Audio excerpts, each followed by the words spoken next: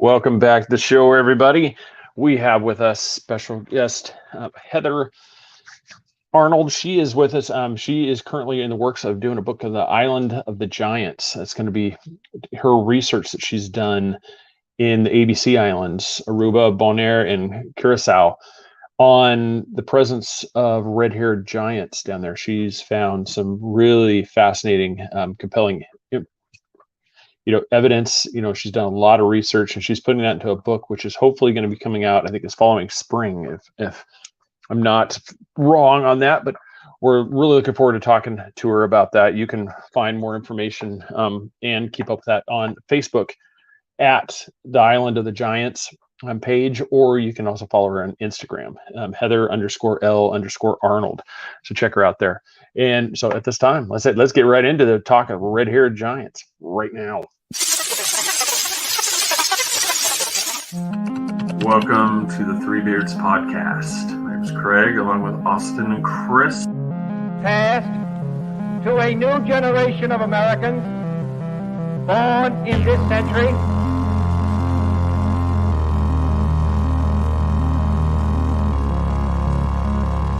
Let me out.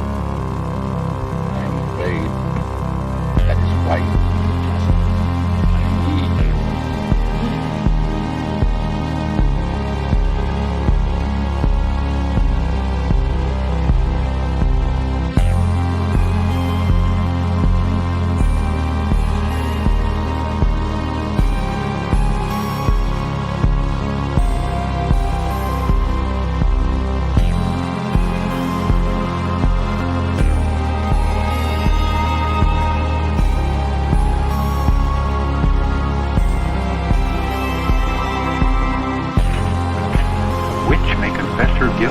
Then live to send the innocent to their death?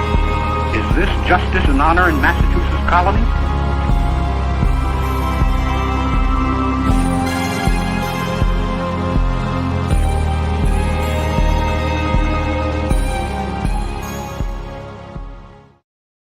All right, we're back. We're waiting on Austin to see if he comes here, but here's Chris. Maybe the producer puts him up there. There he is. All right, so how was your week? It's pretty good. Can't complain. You're muted. Ready. No, there you are. No.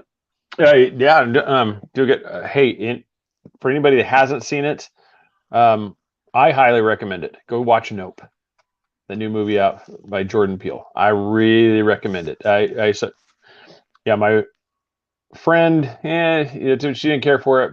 My wife was, Chase, the producer, he liked it. I loved it. I thought it was a fantastic movie. So it's like, if you haven't seen it, go watch Nope. That is really, really good. I do recommend that. The title says it all for me. Nope. Yep. It's the most original. It's original story. I've never seen anything about it with aliens. I've never seen it done this way. So as I said, it's an original story, which is fantastic. But enough about my movie reviews. Let's bring on our guest, Heather Arnold. How are you?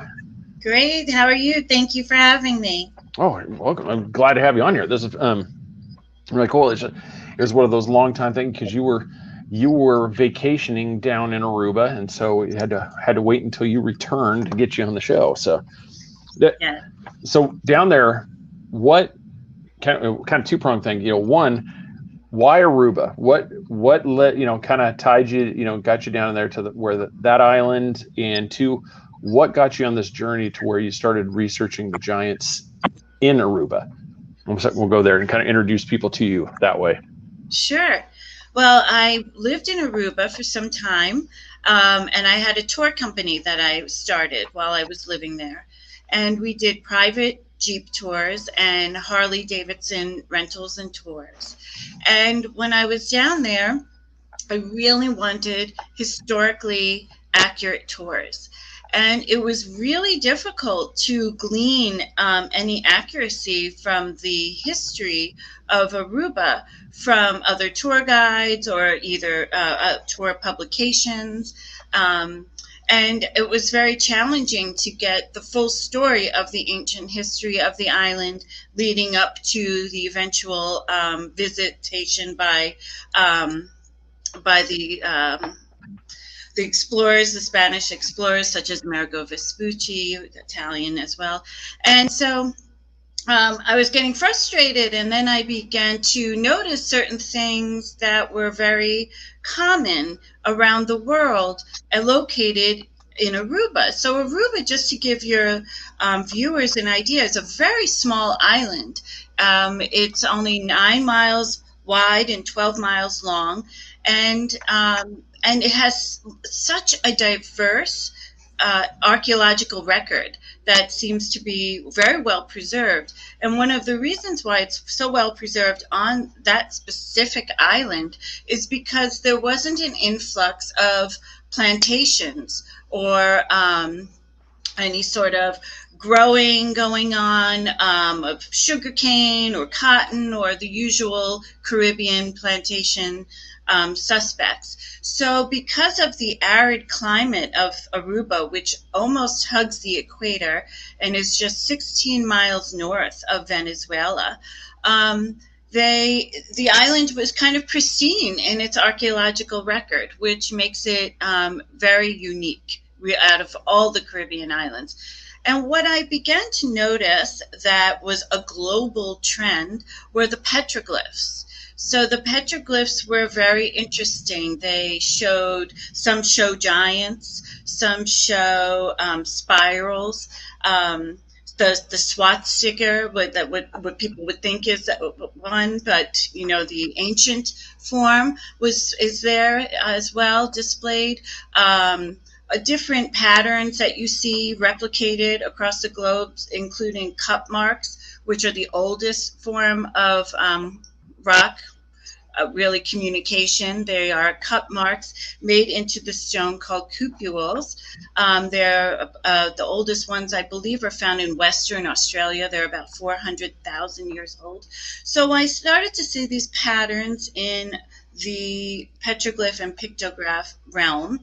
And then I stumbled across a talk given by an archaeologist who was going on and on and on about how there were no giants ever in Aruba. But no one was asking, so it was weird. Why is this guy going crazy trying to tell people there were never any giants and look away? And then I immediately thought, oh my gosh, there must have been giants in Aruba. So I did, instead of, at first, if you looked it up online, you would find nothing. At that time, now you'll find my research, but at the time, nothing came up. And then I began to dig deeper. And what I discovered was the first map of the New World by Juan de la Cosa, which was made in 1502, and it shows the islands of Aruba and Curacao as the islands of the giants. And it was from that original map, the name of the islands, that I decided, oh my gosh, so there is something to this. And that's when I began to delve much deeper, reading, of course, Amerigo Vespucci's own notes of when he interacted with the giants and actually thought he was going to die. And also about what evidence he found, and followed up by finding all of the archaeological field reports, journal entries, peer-reviewed, published works of the giant remains and the giant burials and giant tools, etc., that have been found not only in Aruba, but in Bonaire and Curacao as well.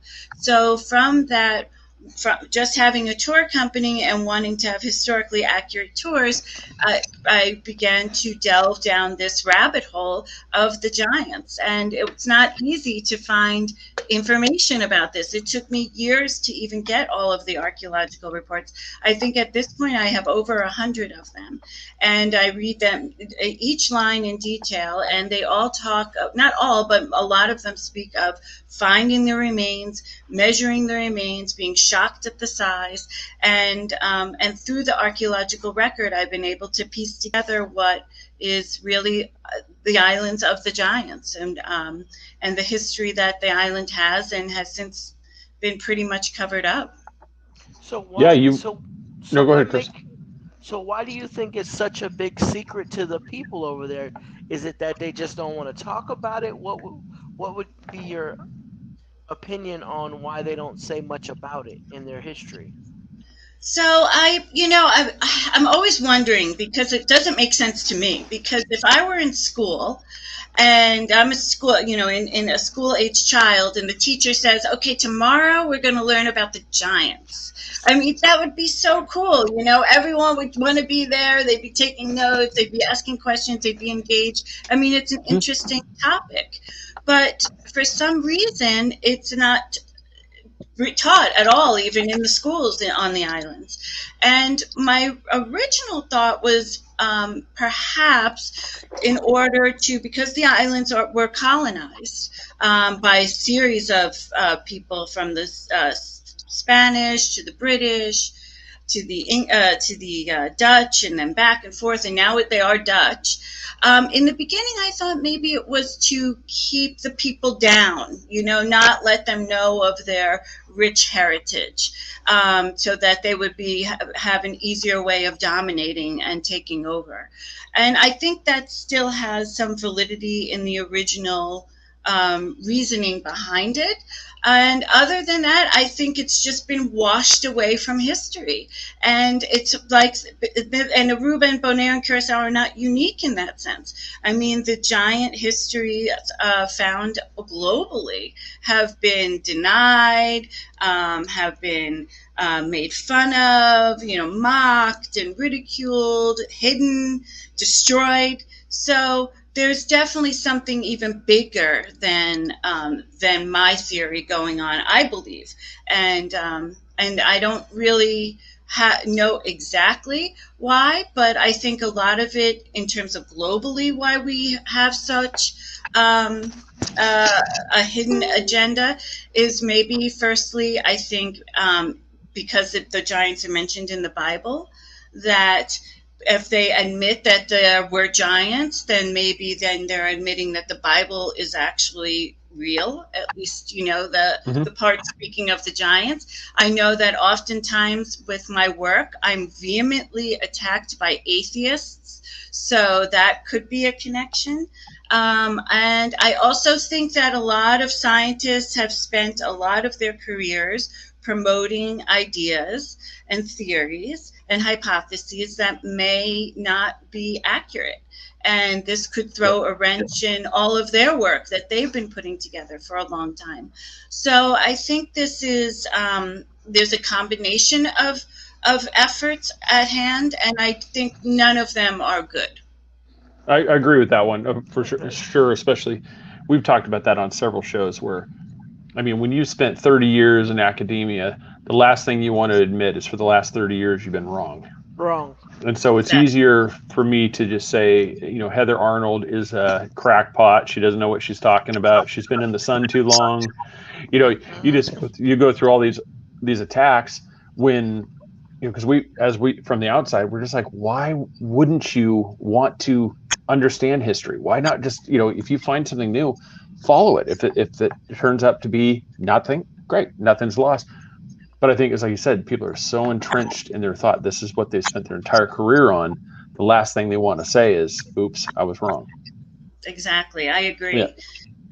Yes, because even if I'll show archaeologists the archaeological reports that I have, they'll question the archaeological reports. So it's not even, they're just questioning the whole concept of the giants, which is, and whomever is sharing it. So it's a very odd thing. I've never experienced anything like that in my life, but it's a very interesting way to approach something that's been scientifically documented. It's bizarre. Yeah, I was trying to bring up some of the pictures that you found here too. I was looking up here. You have a group on Facebook too do you want to promote that? Sure. I've been the administrator of Stones, Bones, and the Paranormal group. I think it's since 2016, I think my anniversary is. And it's a group where I really try to promote independent researchers and their work. I also, of course, will mention and other people share things from other publications, National Geographic, etc. But I really want to use that space to highlight the work of individuals that are just like me on their own, plodding away and not having the background of a major university sponsoring us. It's just us. So, and it's really great, interesting finds, amazing finds are come through that group, and I encourage you all to join and share. There's that right there for everybody. So yes. I'm sorry. Do you feel they were the original occupiers of Aruba, and they were either killed by the people that settled on Aruba, or they came later after some people arrived on Aruba? Great question. So I think they were the original inhabitants of Aruba. The Aruba, Bonaire, and Curacao, just to give you a little bit of geology, they were never attached to mainland South America, although they are so close. And the geological evidence shows that the three islands were most likely one at one time. And due to a series of 3 mega tsunamis going back as far as 500 BC, the islands became 3. And these giants were, I believe, the first inhabitants of the islands.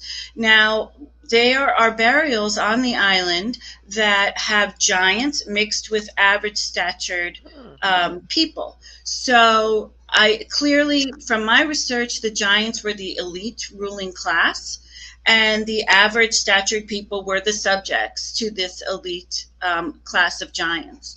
I think that they were not killed off, although once the Spanish and the other Europeans came to the island, perhaps disease did play a factor.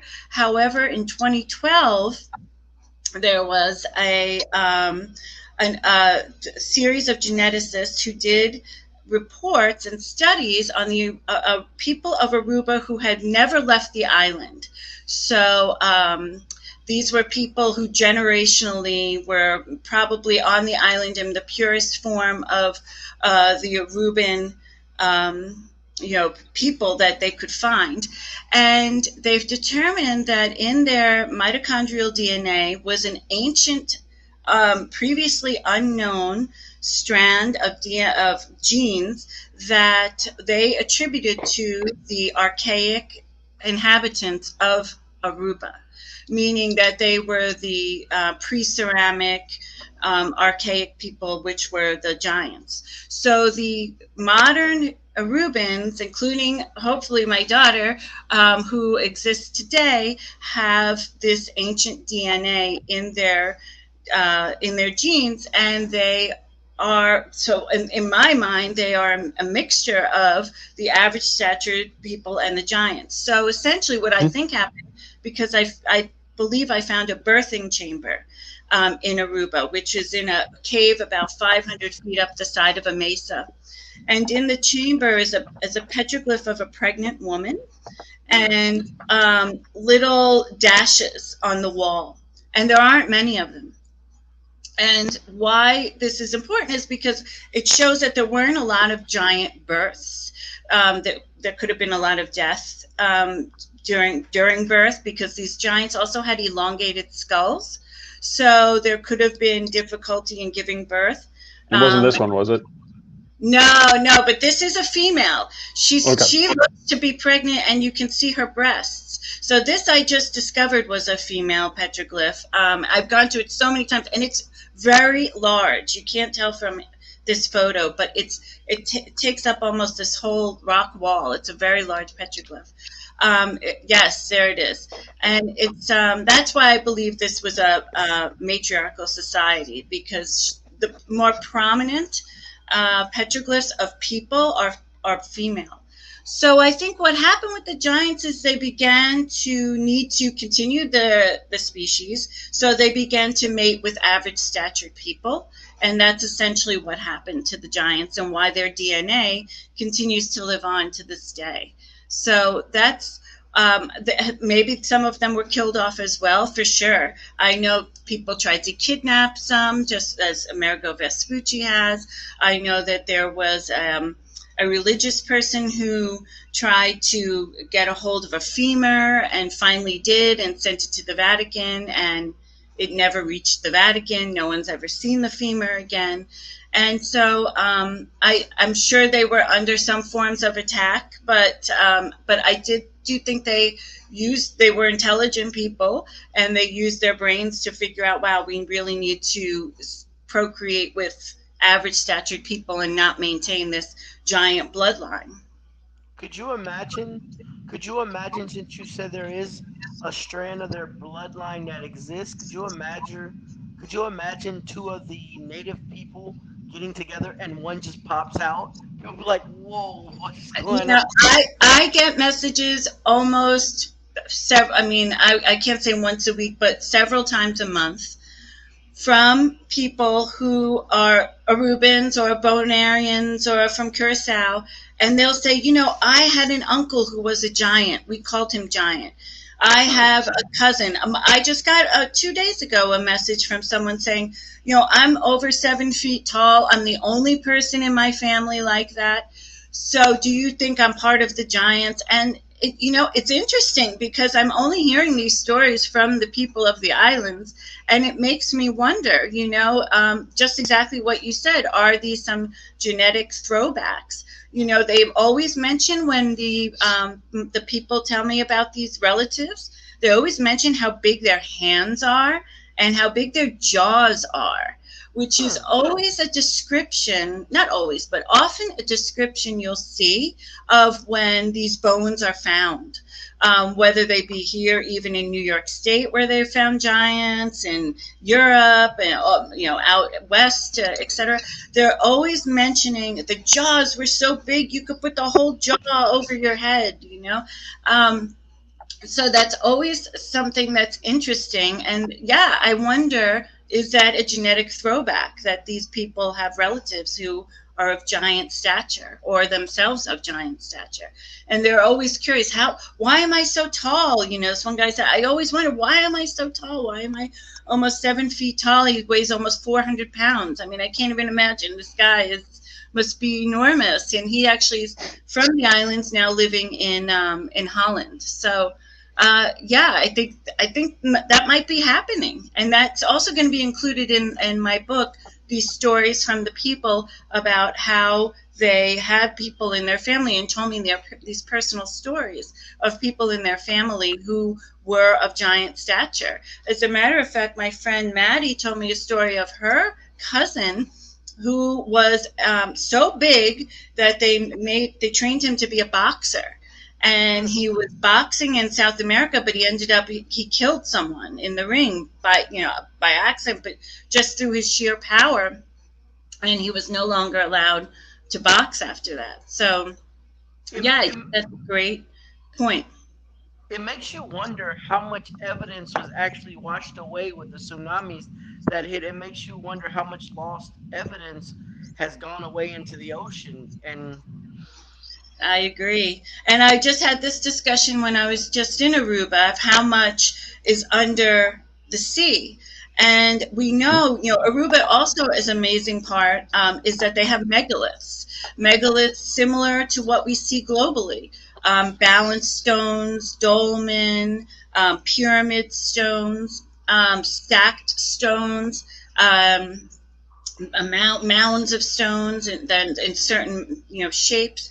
And when I was on a hike with someone on this trip, he mentioned to me, a lot of these stones are under the ocean, and in these shapes, and some of them have right angles.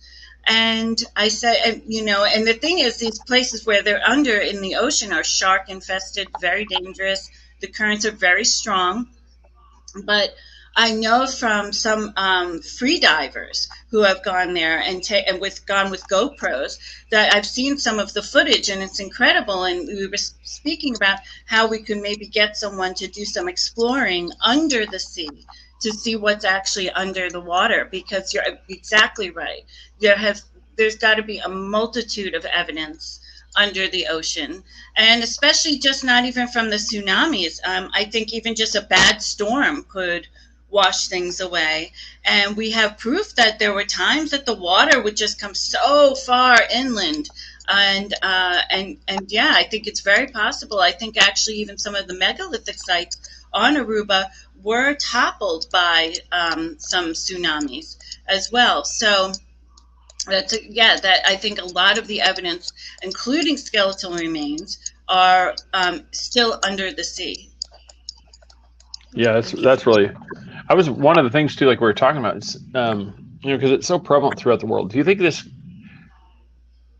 Are you more of a believer in the theory that it's once everything, the continents were more connected, that's when they dispersed around, or are you more where it seems to be that they're more of a seafaring people that seem to go from spot to spot, and that's why we have them. And there's not like huge records; they're just kind of like in clumps in different areas that they've ended up what would seem like a settling. Yeah, it's interesting because there are two breakaway civilizations from these original civilization of giants in Aruba, Bonaire, and Curacao. The first breakaway civilization is in Cuba, in some caves there. And the second one is deep in the jungle in Colombia. And so we're trying to figure out, so they clearly separated from this main group. The reasons why we don't know. The group that was in Cuba actually was thriving. The one in Colombia was a little smaller. The only way to get to those places, I would assume, seeing as the giants were, in theory, about 5,000 to 7,000 years ago, is through using the waterways. I mean, that would be the only way. I can't imagine, at that 7,000 years ago, there was no real land bridge that we're aware of that could bring them to those distant places. Colombia was very close by, for sure, and Cuba a little further north. But nonetheless, there had to be a way that they were able to get there, and my conclusion is definitely through using the waterways. So yeah, I think that they definitely were using the waterways as highways.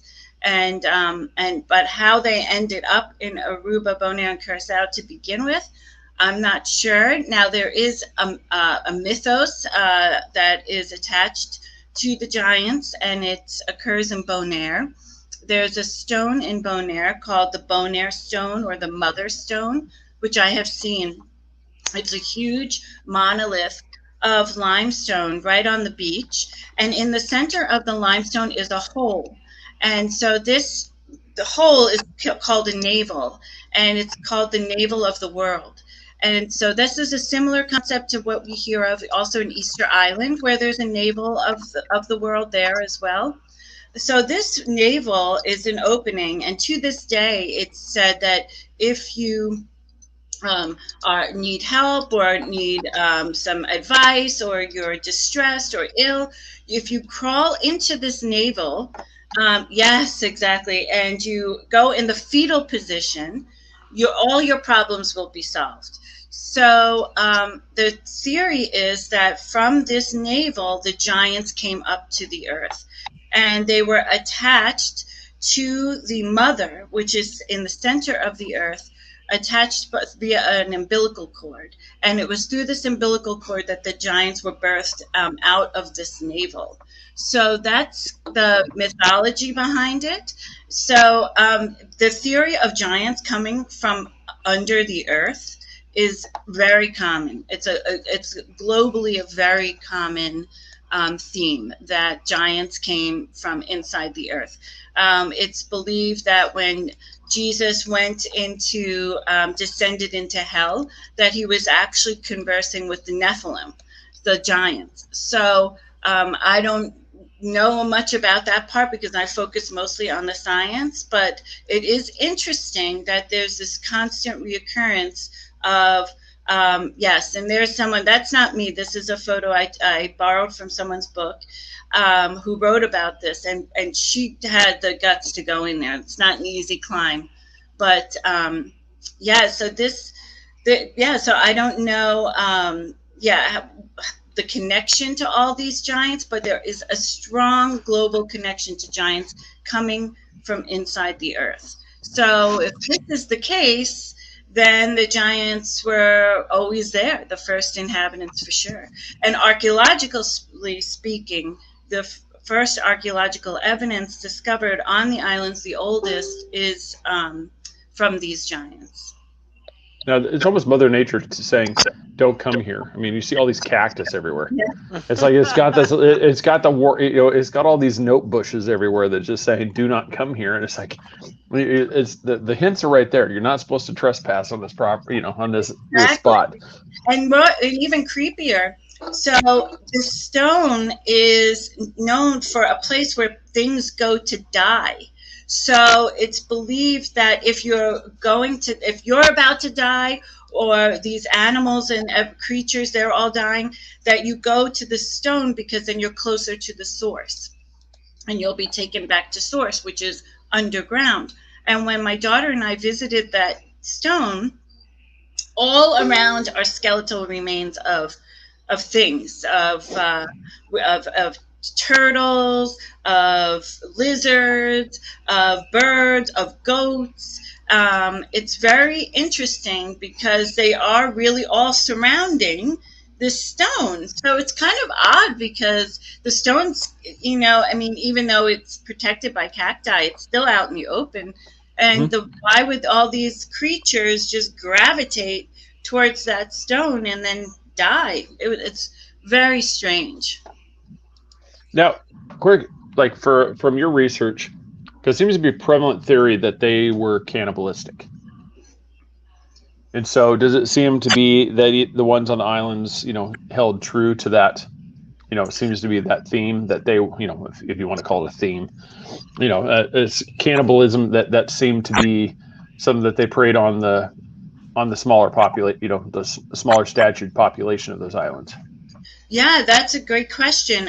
So the archaeological reports looked for that. The investigators did look for certain markings on the bones to determine if they were being eaten. So they determined through their analysis that there was no cannibalism going on.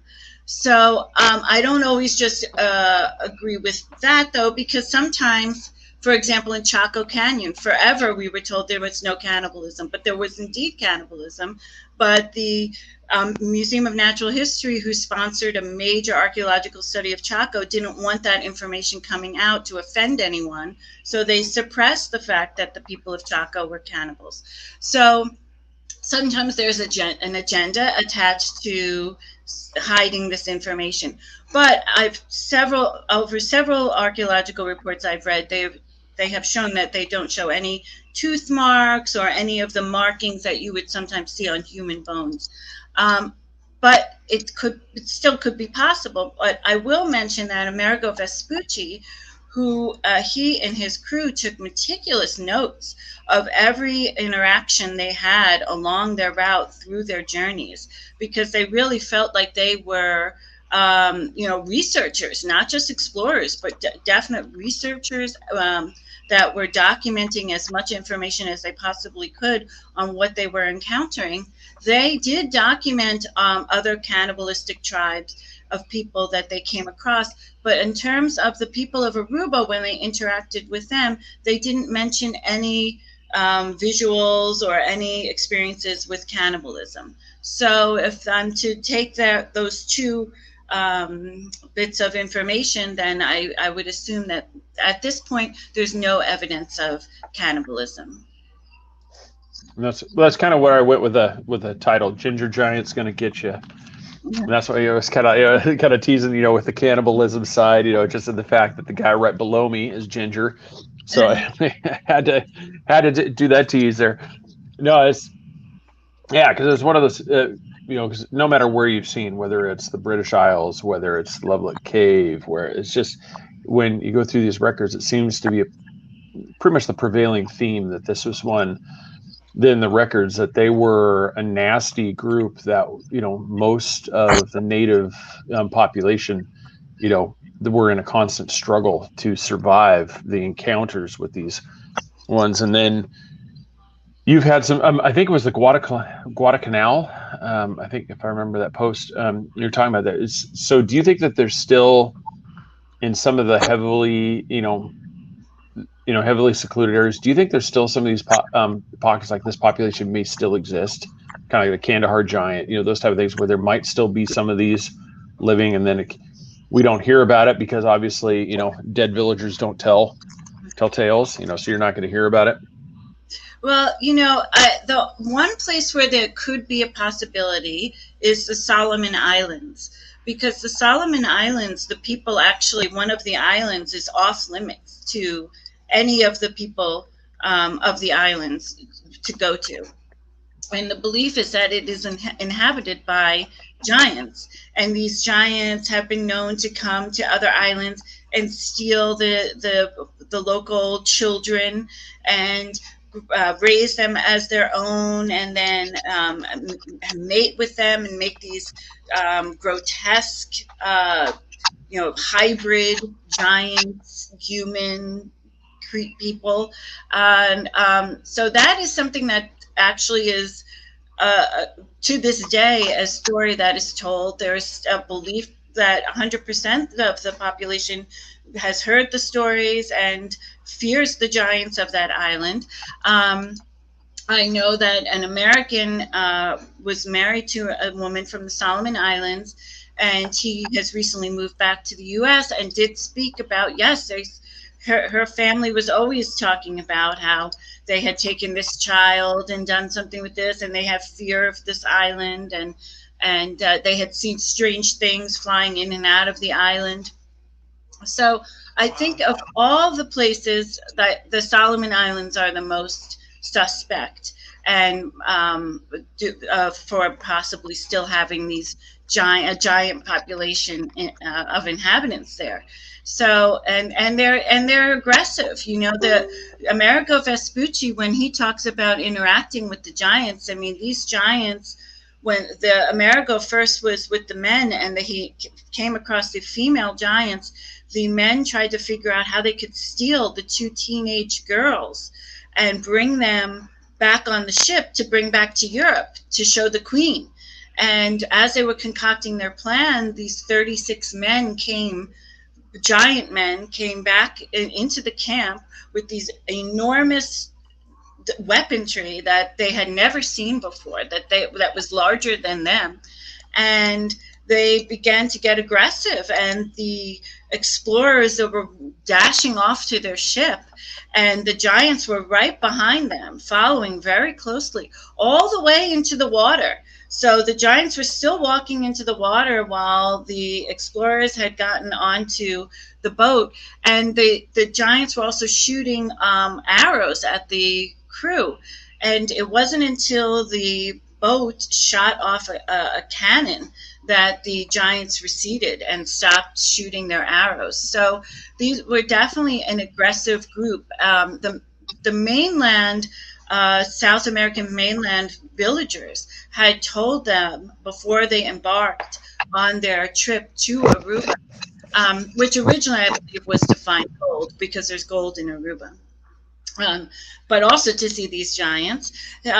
They were told by the local population, they won't bother you unless you go over there.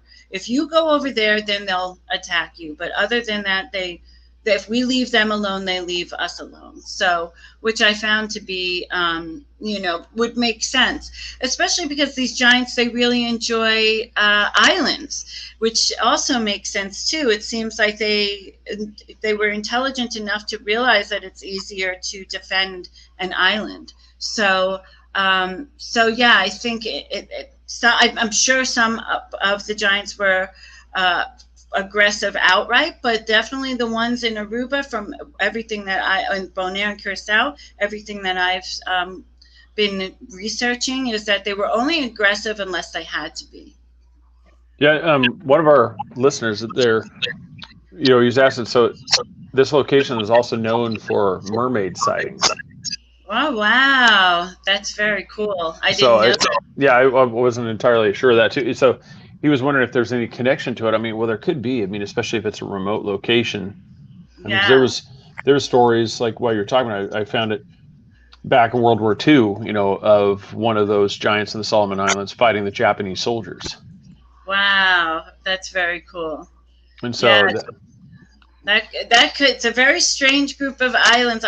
I tried to go there one time. I was looking, it's like so many flights and boats, and you need a lot of time to travel there from New York, but eventually I would love to get there. It's a very difficult island grouping to get to. yeah, this other one, I think Nikiana Jones, she put her that there's also the legend of the Hawaiian island giants that were genderless and healers. And that could also be, that could just be an offshoot of these tribes, because not every single one is bloodthirsty, cannibalistic. It's like, it's just like anything. I mean, there's even our civilization, there's those people that are just brutal. They just they just want to cause chaos. And then there's other ones that they want to do good. So I can imagine that there would be both, yin and there's, it's a big believer in yin and yang. You have to have a balance. Right. I agree. Yeah.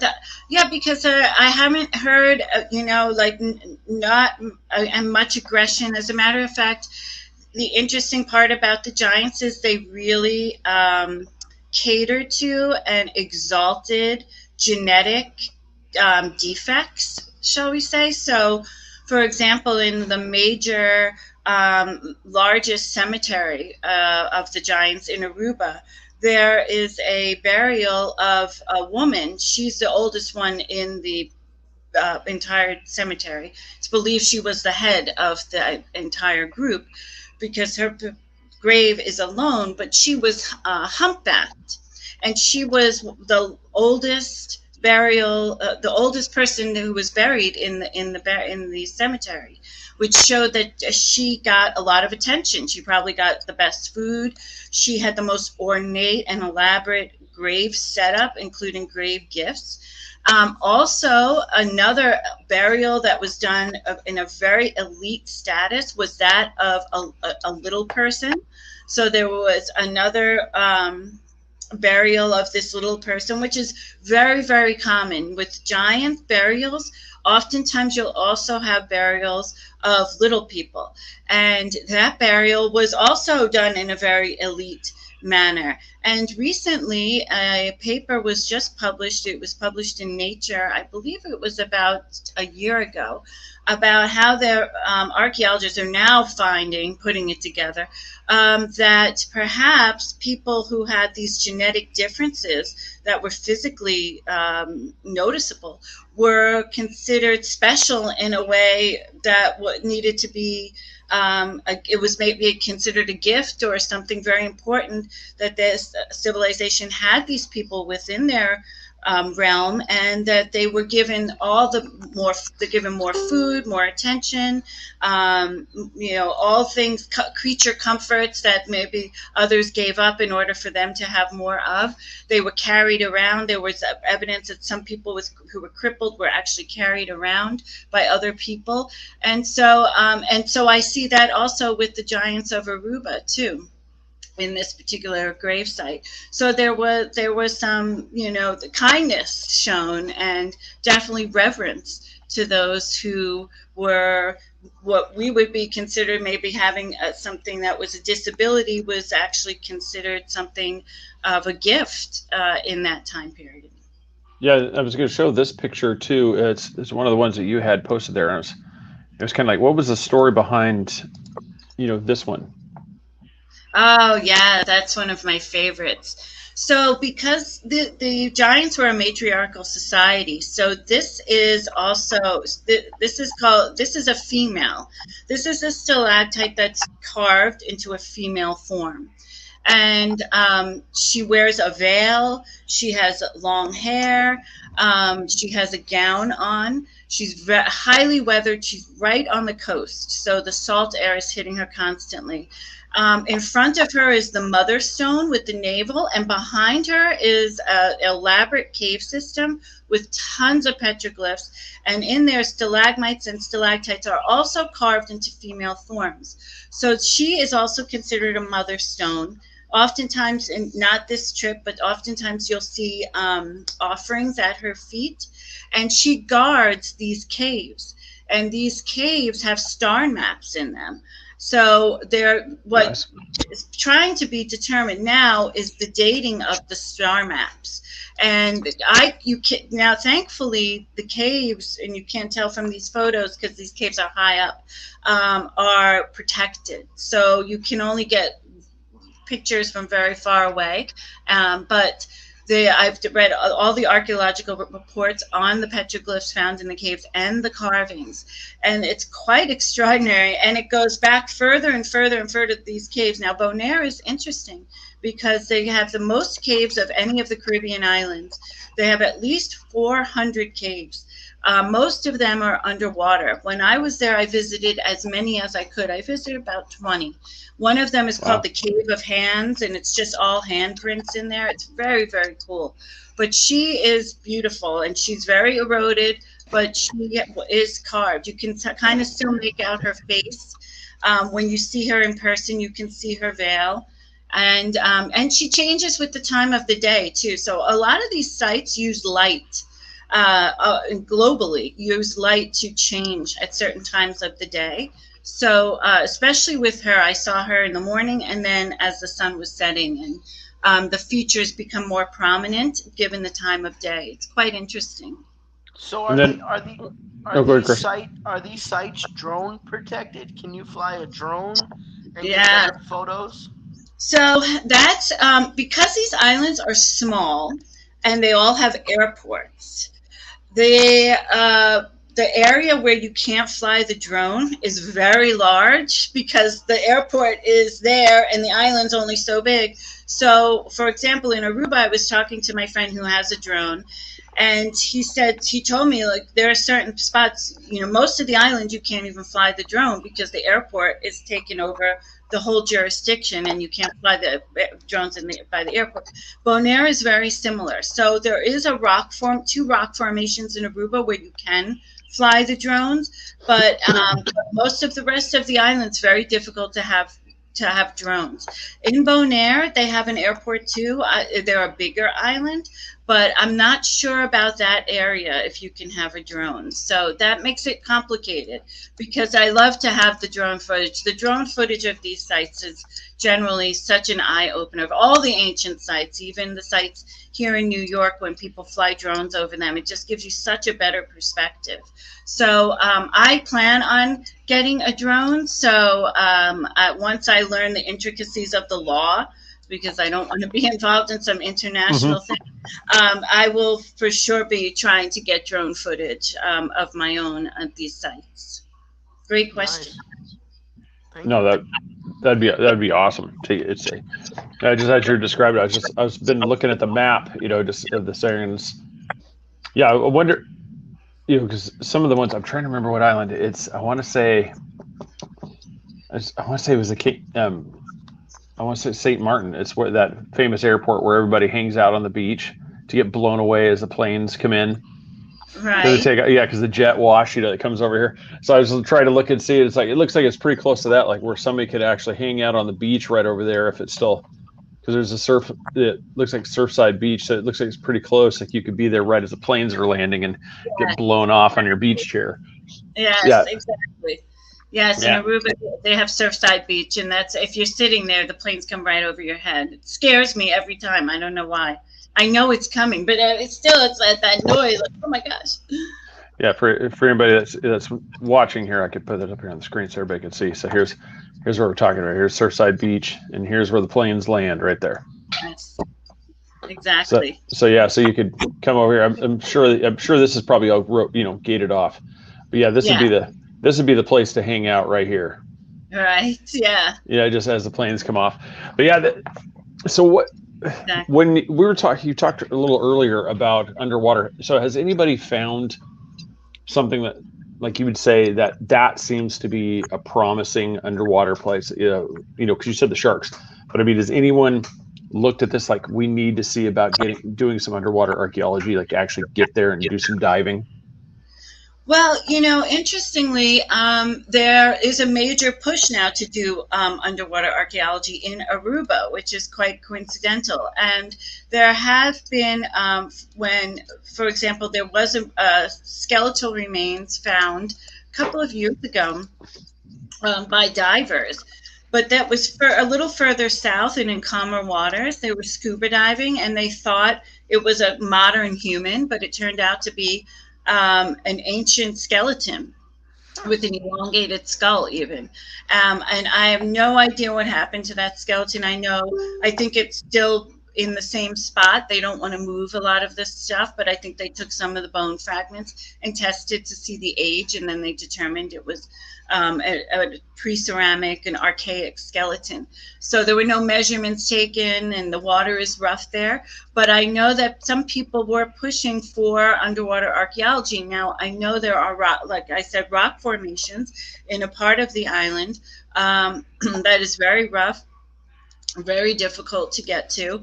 But there are some of these stones that have 90-degree angles. It's just not, that doesn't happen in nature. And I would love to spearhead that type of expedition and help to raise funding for it, because I think it's so important that with these smaller islands, I know a lot of it is underwater. Mm-hmm. And even if you don't remove any of these artifacts, which I would be totally fine with, just to do measurements and kind of reconstructions of these sites and kind of determine their age and where they might have been and when they might have been engulfed. I think this is just so important, and what else is under there. Now, also, thankfully, there's a group of lionfish hunters who have accidentally added so much to the archaeological record. They also do dives with spears to kill lionfish that are invasive species in Aruba, and actually sadly destroying slowly the reefs around the island. And so they go down and they wear the cameras, and when they're going to find, because these lionfish love to hide under the stones, and this stone garden that's there is where they do a lot of the diving, and only the really elite divers can do this. And they go down and they're filming, and I'm not even looking at what they're doing with these lionfish. I'm just in awe of the megaliths all around them that shouldn't even be there. So yes, when I'm in Aruba, I'm going to be working at a new museum that's going to be opening that will be talking about the giants. And through the museum, I hope to really work with the local government to try to push to get some underwater archaeology definitely initiated and moved along further, because it really is the final frontier of the islands that needs to be discovered, because that is a major part of the story, is what's going on under the water. Yeah, it really is. And it was pretty, like we were saying with the lionfish, it's really prevalent. I didn't even realize it's like all over the place. You don't see this in there. There's a lot of people who are talking about it. It's like, this is an invasive species, and this is actually encouraged to hunt these things and take them out.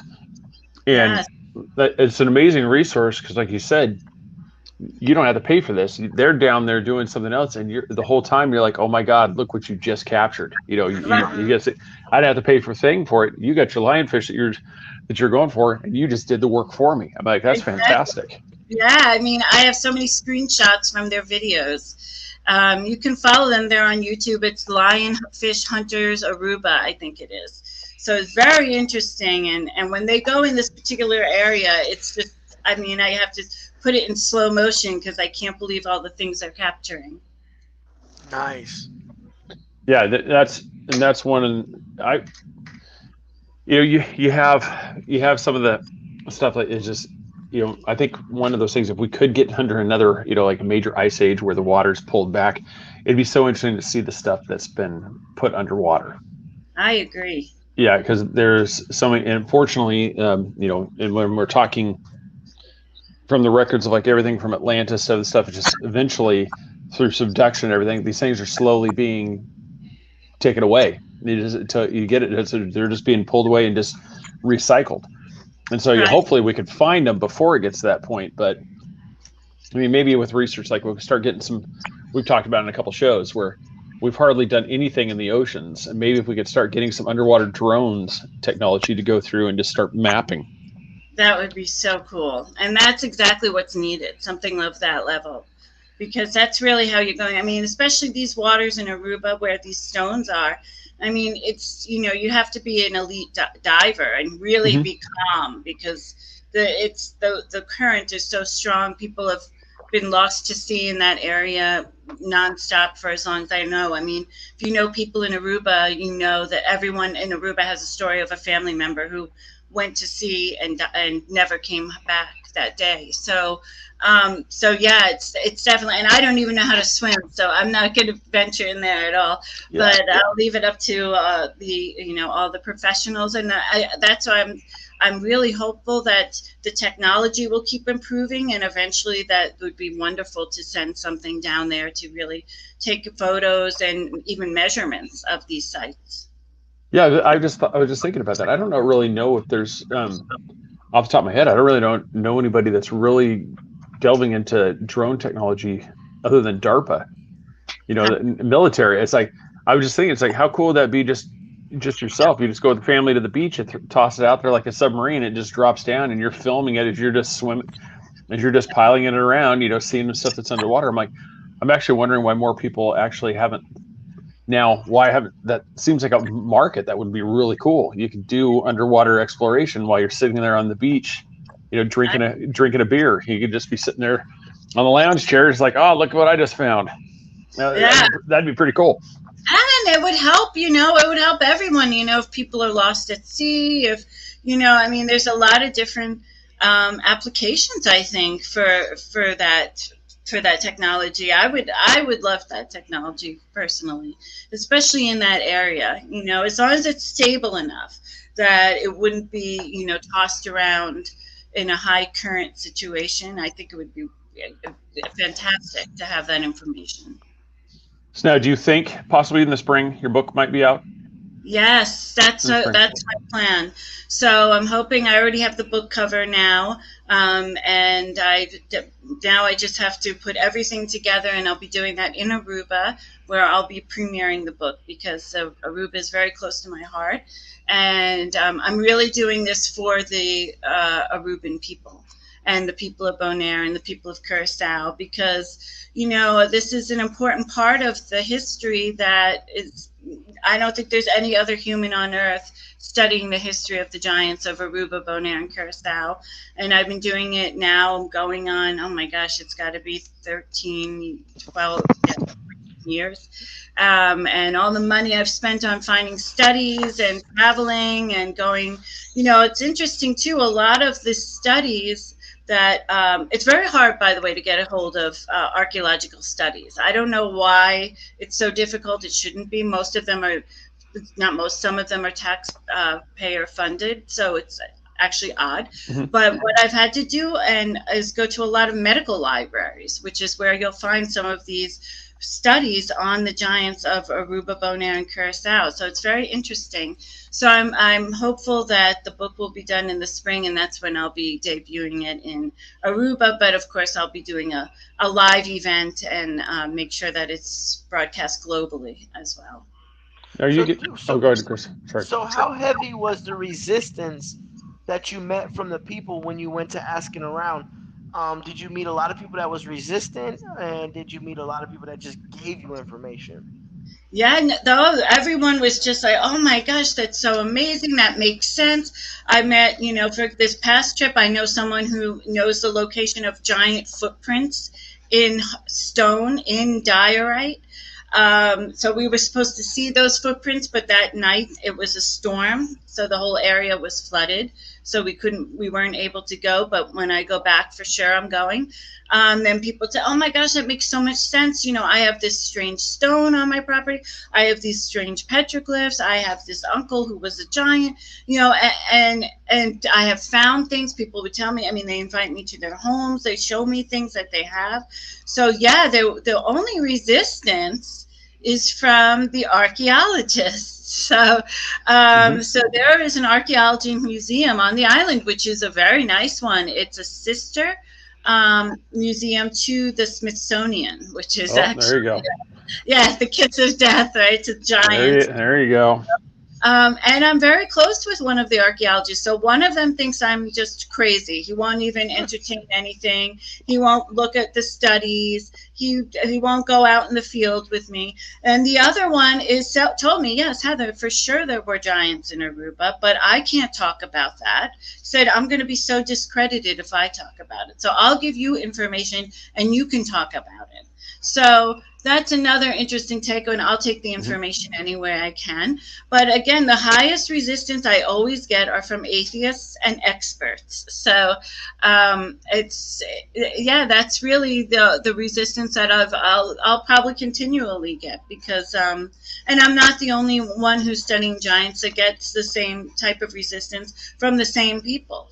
It's very interesting, but for me, it's fine. I can debate them any day because I'm coming with facts. I know every study. I know pages of studies, who researched. It's there's a lot of knowledge. When you have the knowledge, it's very easy to debate the story. It makes you wonder: do they just not believe in it firmly, or they just don't want to discredit? I mean, they want to discredit themselves. But if you discredit yourself with a great finding, then it would be like, okay, well, maybe he changed his mind. Don't worry about it. But if you have solid proof and evidence, you would go down as one of the best archaeologists in history because you actually proven facts. So you discredited yourself at the same time you presented some great facts. So, you invalidate your doctorate.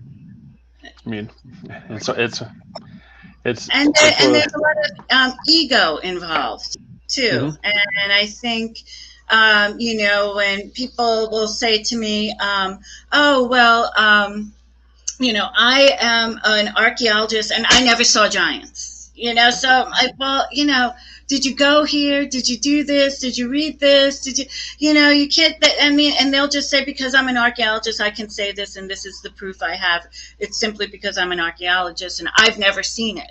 People in Aruba have never seen snow. So, that's not a valid argument. Just because you've never seen it doesn't mean it doesn't exist. Now, there is a skeleton on display in Bonaire called the Bonaire skeleton, and that is considered a giant skeleton. In the archaeological record, the archaeologist in final conclusion, and I have hard copies of every single report that I talk from. Yes, that's him. That's him. The poor guy is just cramped up in this little case. It's just so sad.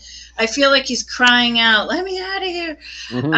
And he's in the corner of a private collection. And he's very strange. He was found in 1980. It was the conclusion of the researchers after studying him that he was indeed a giant, that Amerigo Vespucci calling the islands of the giants was accurate, and that this skeleton could be at least 8 feet, if not taller. So that was the conclusion of the archaeological report. You'll notice that this skeleton is very strange. His skull is very large. He's believed to be 47 years old. His eye sockets are enormous. This is like enormous eye sockets for skeletal remains at that time. He has his shovel-shaped teeth, which is indicative of the giants. And also where the ears would be is different because of the positioning of the skull. So his skull is slightly elongated and very heavy. The bones of these skeletal remains are so thick, in fact, that the archaeologists had to invent a saw to go through the bone when they were cutting for trying to get specimen. Yeah, that's how he looked. Yep, they were digging a bus stop for a school, and that's when they found the skeleton. This is the largest and most complete giant skeleton ever found in the islands. And he is on display in Bonaire. So if you go to Bonaire, if you go to the Archaeology Museum, you can see him. And you'll see his skull. He has an elongated skull. I'm sorry?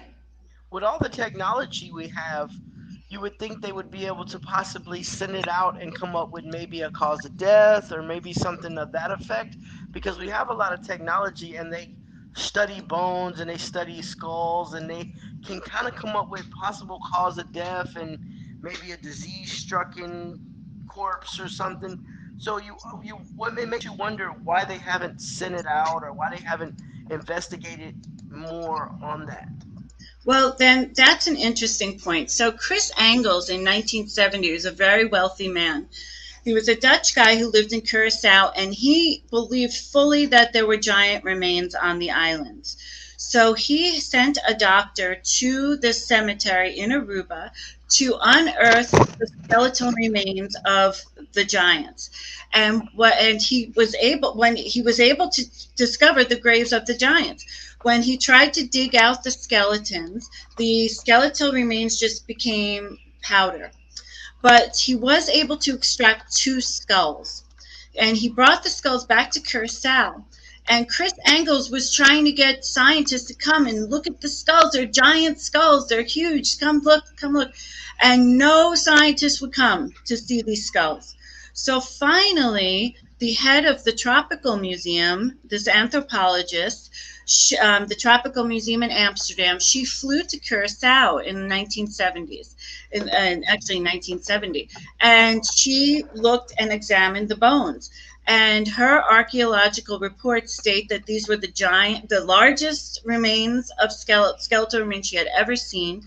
One of the skeletons, the head had its hand fused to its face.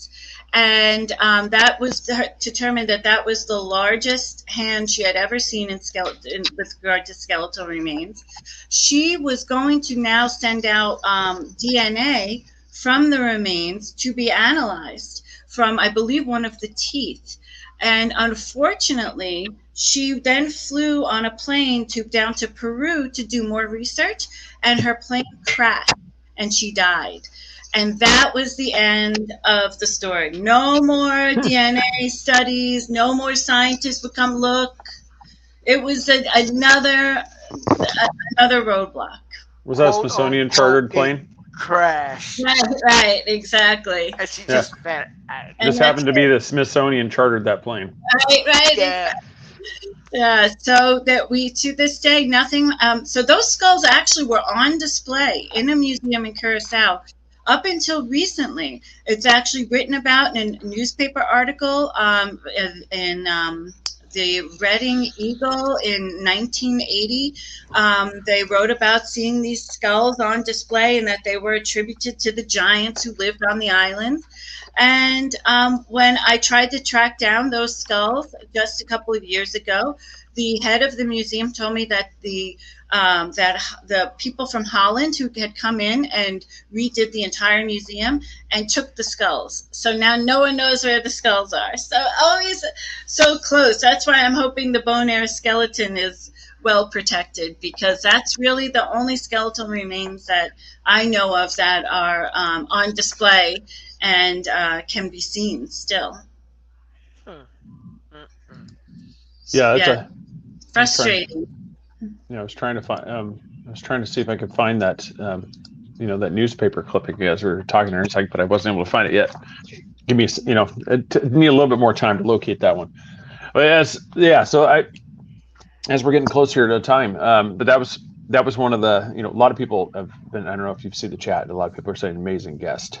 So you're getting a lot of fanfare there, and so everybody. Follow her on Facebook. So Heather Arnold is thing, or you can go to, I'm going to bring it up here so I can show everybody. It's the Island of the Giants is the page. You can follow it there.